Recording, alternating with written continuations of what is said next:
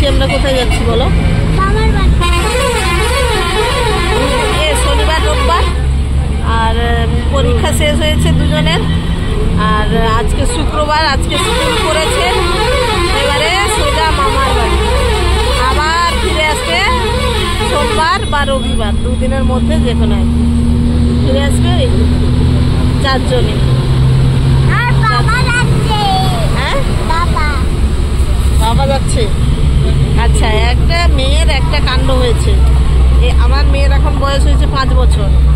5 বছর, 5.5 বছর হয়নি, 5 বছর। এর মাঝখানে এর দাঁত নড়ছে। 5.5 বছরে কারোর দাঁত নড়ে?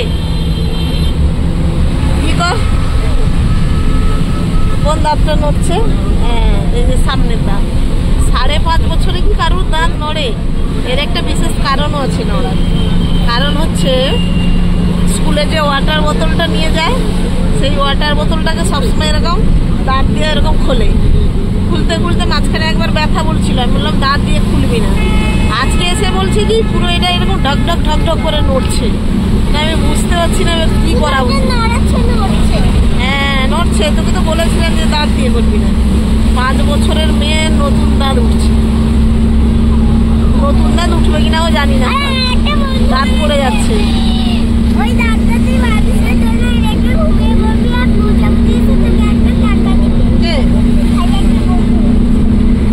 হ্যাঁ, বাইরে হচ্ছে ঝমঝমিয়ে বৃষ্টি। এই যে পুরো বৃষ্টি বৃষ্টি ভেজা, বাড়ির থেকে বেরিয়েছি বৃষ্টি বৃষ্টি পড়ছে। যেহেতু এদের বলে দেওয়া হয়েছে, আর এদের যেই না বললে তো এদের আর পারা যাচ্ছে না সামলানো। যেহেতু যাবো একবার, তার বাবা একবার কথা দিয়ে দিয়েছে। আমার যদিও বা যাওয়ার ইচ্ছা ছিল না, তবুও 2 দিনের ট্যুরে বেরিয়ে পড়লাম আমরা।